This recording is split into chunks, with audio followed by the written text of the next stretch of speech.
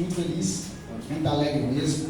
É muito bom estar na casa do Senhor e junto com irmãos que adoram o Espírito Santo. Amém. Glória a Deus. Muito feliz mesmo. Aproveitando que os irmãos estão de pé, para não perder tempo, convido a igreja a abrir a Bíblia, no livro de Gênesis. Bem facinho, o primeiro livro da Bíblia, Gênesis capítulo 7. Gênesis capítulo de número 7.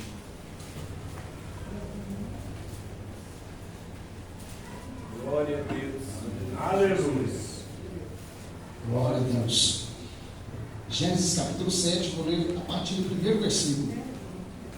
Para a glória de Deus. Aleluia. Está comigo a minha esposa, que veio acompanhando, a diaconisa Andressa, a glória do Senhor Jesus. Amém? Eu pelo atraso um pouquinho, pastor, meia hora, tive que ir no Morumbi, deixar minha filha, porque queria ir no Morumbi, tive que deixar para lá. E aí vimos para cá. Mas Deus é fiel. Gênesis capítulo 7, versículo 1. Todos encontraram, irmãos? Amém. Diz assim a palavra do Senhor. E o Senhor disse a Noé: vem tu e toda a tua casa para dentro da arca, pois a ti eu vi como justo diante de mim nesta geração. Amém? Amém. Glória a Deus. Podemos assentar e dar uma salva de palmas. Glória a Deus.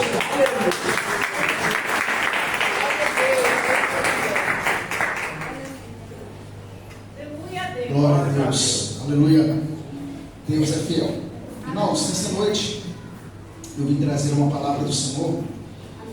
E inspirado por Deus, eu queria falar sobre fazendo a diferença no meio de uma geração corrompida.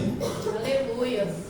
E essa mensagem é muito atual. Aleluia. Muito atual para os dias de hoje. Noé, todos nós sabemos a história, que nesse texto nós lemos sobre um homem que fazia a diferença no meio de uma geração que vivia. E essa passagem ela parece ser tão atual, por isso que Billy Graham dizia que a Bíblia ela é mais atual do que um jornal da manhã, né? Porque Noé vivia no meio de uma geração corrompida, uma geração que buscava a seus próprios prazeres, e parece que estamos vivendo esses dias nos nossos dias. Pessoas que vivem para si própria, buscando o seu gosto, procurando viverem da maneira que acham melhor. É um evangelho que diz assim: se é bom, se te faz feliz, não é pecado. E a verdade é que vivemos em meio de uma geração corrompida, e Noé vivia nesta geração. O segredo de Noé estava em 3 virtudes que o texto bíblico aponta para ele na sua vida. A primeira virtude que ele tinha é que ele era um varão justo. A segunda virtude que ele tinha é que ele era reto. E a terceira virtude que ele tinha é que ele também, além de ser justo e além de ser reto, ele andava com Deus.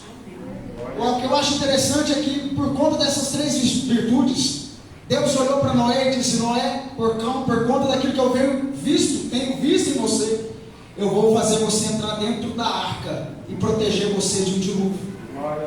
Aquele que entrou dentro da arca, e a Bíblia diz que eram 8 pessoas no total dentro da arca, você vai entrar dentro da arca por conta daquilo que eu tenho olhado e visto, porque você em meio a esta geração tem sido diferença. Você tem feito a minha vontade enquanto outros não têm feito. Você tem andado em minha presença enquanto outros não têm andado. Você tem feito aquilo que eu quero enquanto outros não têm feito. Então agora você vai entrar dentro da arca da misericórdia, a arca que protege, a arca que guarda, é a arca que ela aponta para alguém mais importante, ela aponta para Cristo. É porque Cristo, quando veio e morreu por nós, Ele nos colocou dentro desta arca, da arca da misericórdia, a arca que nos abraça e que nos dá a salvação, a graça para nossas vidas.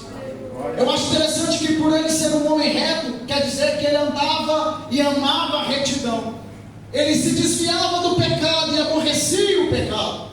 Por ele ser um homem justo, ele vivia sempre na justiça e ia contra a injustiça. E por ele andar com Deus, ele estava dizendo: eu ando com Deus, eu faço a vontade de Deus. Primeiramente, Deus é minha prioridade em minha vida, Deus é prioridade na minha casa.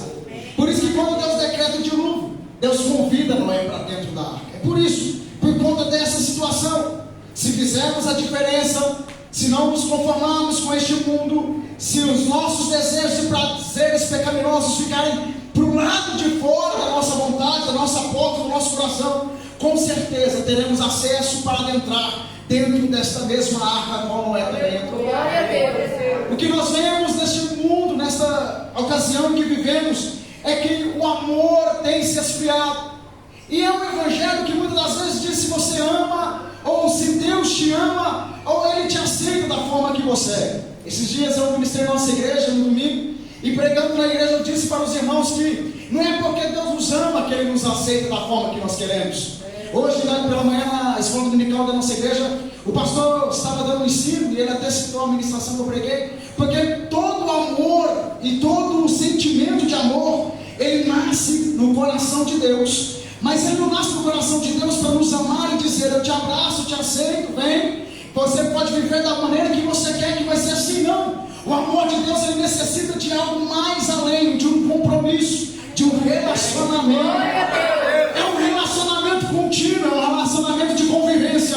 Não quer dizer que iremos mudar de um dia para o outro, mas é um relacionamento que nós devemos fazer muitas vezes renúncias. Quando eu encontrei a minha esposa, quando eu casei com ela, quando eu comecei a namorar com ela, eu tive que renunciar a algumas coisas, pastor. Renunciar a amizades, eu já não andava com as mesmas pessoas mais. Eu renunciei a algumas situações. Agora eu não podia fazer coisas que eu fazia quando eu era solteiro. Assim é com Deus. O nosso relacionamento muda quando nós passamos a aceitar a Jesus como nosso suficiente salvador da nossa alma. Agora a gente tem um compromisso com alguém, e esse compromisso não pode ser quebrado, porque Deus tem ciúme de mim, de você. Ele ama a tua alma e Ele guarda a tua casa, mas Ele precisa que você todo dia, continuamente, tenha e busque um relacionamento contínuo com Ele. E esse relacionamento tem que ir crescendo cada dia, e nele tem que haver renúncias, mudanças, transformações. Aquilo que me fazia pecar não pode me fazer mais pecar. Aquilo que me afastava de Deus não me afasta mais. Aquilo que me tira da presença de Deus não pode me tirar mais. É por isso que Davi disse: Senhor, tire tudo de mim. Pode me tirar o reino, não tem importância. Pode me tirar o status, não tem importância. Pode me tirar as vitórias e glórias das terras, mas não retire de mim o teu Espírito. Não retire de mim o teu Espírito. Não retire Deus. Porque sem tudo nós podemos viver. Sem tudo, as coisas materiais, nós conseguimos viver, mas sem a presença dele não dá para viver. Você pode até tentar, irmão, dar uma escapada, não dá. Você pode até tentar voltar para trás, não dá. Você pode até tentar olhar para a esquerda e para a direita, não dá. Só há um caminho que leva à salvação, só há um caminho que leva a graça aos céus, e esse caminho é Jesus. Ele diz: eu sou o caminho, a verdade e a vida. É só Ele. Em Ezequiel capítulo 14, versículo 13 e 14 diz assim: Filho do homem, Deus dizendo, quando uma terra pecar contra mim, cometendo graves transgressões, então estenderei a mão contra ela, tornando instável o sustento do pão. Enviarei fome sobre ela e eliminarei dela homens e animais. Isso é Deus dizendo. Mas aí ele dá um ponto e vírgula e diz: ainda que estivessem no meio desta terra, desta maneira, nesta circunstância em que o mundo esteja pecando, se afastando da vontade de Deus, existia, se mesmo que estivesse no meio dele, esses três homens: Noé, que é o que eu citei agora no texto, Daniel e Jó. Eles, pela sua justiça, apenas livrariam a própria vida, diz o Senhor Deus. O que Deus está dizendo? Que mesmo que esses três, e o exemplo desses três são exemplos para as nossas vidas. Se Noé estivesse numa ocasião como essa, em que as pessoas se viram o rosto contra Deus, e Deus permite que venha a fome, que venha algo ruim, que venha algo para cima. E por que vem coisas ruins quando a gente está fora da presença de Deus? E não é porque Deus é mau, é porque Deus, ele começa como fez com Israel. O povo de Israel, quando se afastava de Deus, eles estavam se dizendo: eu posso viver sem a presença de Deus, eu consigo viver sem a presença de Deus. Então por isso Deus se afastava e fazia com que o povo, entre aspas, passasse por situações difíceis, para eles que sem Deus não dá para viver. Então Deus disse para Ezequiel, se existisse 3 homens vivendo nessa situação, esses 3 se salvariam. Por quê? Porque Noé foi fiel, homem justo. Noé, quando foi construir a arca, e Deus falou: constrói a arca porque eu vou matar. Ele foi tão abençoado por Deus, e ele foi tão justo, que mesmo assim ele ainda proclamou a palavra do Senhor. Ele ainda foi atrás daqueles que estavam pecando e dizendo: olha, eu estou construindo a arca, e se quiserem tem espaço para dentro dessa arca, se quiserem tem como entrar dentro dessa arca, o convite ainda está aberto para todos. Todos quiseram ouvir? Não, ninguém deu ouvido a ele, ninguém escutou ele, todos zombaram dizendo: vai vir chuva, duvido, vai vir dilúvio, duvido. Só que aí veio uma nuvem no céu, começou a tampar, e de uma nuvem veio outra, e outra veio, e quando chegou o dia começou a gotejar, e desse gotejo virou uma chuva, e nessa chuva virou uma tempestade, e nisso Deus já tinha dito para Noé: Noé, entra pela porta, entra dentro dela. E Deus falou: Noé, entra para a porta, porque a porta não tem tranca por dentro, tem não, a porta tem tranca por fora, quem vai trancar a porta sou eu. E por que Deus fez isso? Porque Noé, muito provavelmente, pastor Noé, quando visse o povo morrendo na chuva, no dilúvio, provavelmente ele abriria a porta para salvar. Só que a salvação já era tarde demais para aqueles. E Deus disse: entra na porta, fecha a porta, e manda o dilúvio e salva aquele que é justo, aquele que é reto, aquele que anda bem. Glória a Deus. E vivemos os dias de Noé. Jesus disse que aqueles dias seriam como o dia de Noé. Dariam-se em casamento, festejariam, fazeriam planos, viveriam uma vida normal. Só que vai chegar uma hora, pastor, que essa porta também vai se fechar. E essa porta não tem tranca para o lado de dentro, é para o lado de fora. Não dá para abrir mais, acabou. E se Deus fechar, não há quem abra a porta. A oportunidade é hoje. A oportunidade é agora. O Espírito Santo de Deus está me dizendo neste lugar aqui, que hoje é o momento da oportunidade. Se quiser entrar para dentro da arca, ainda tem lugar. Tem lugar disponível. Tem poltrona para você sentar. Fique tranquilo que ainda tem vaga. Dá para entrar. Tem ingressos sendo distribuído ainda. Você pode entrar por esta porta, se você querer. A porta está aberta. Isaías disse: buscai ao Senhor enquanto se pode achar, invocar enquanto ainda está perto. E por que ele disse isso? Buscai ao Senhor enquanto se pode achar. Primeiro, porque ele está disponível para ser encontrado. Deus ainda quer ser achado. É por isso que ele diz: estou disponível. O status de Deus hoje é disponível, pastor. Ele está disponível, disposto a salvar a sua casa, a salvar a sua família, a salvar a sua vida. Mas tudo isso depende de uma pessoa só. Sabe quem? Bata no peito e diga: eu. É você. Depende de você. O nosso Deus não é um Deus que pega você por força.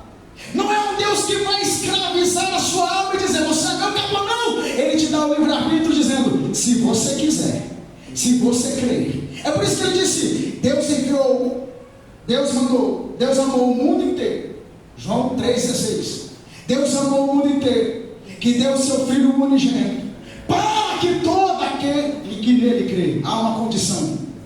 Ele enviou o Cristo para todo mundo. É para todos. Mas há uma condição: para todo aquele que nele crê não perecer. Aleluia. Não, você não entendeu. É para todo mundo. Glória a Deus. Mas só aquele que crê que não vai perecer. Mas terá a vida eterna para aquele que nele crê. O segredo é a fé. Porque a fé é o firme fundamento das coisas que não se vê, mas se espera. Porque é pela fé que somos salvos. E como é pela fé que somos salvos? Pela fé mediante a palavra, porque é pelo ouvir que a fé vem. E ouvir o quê? A palavra de Deus.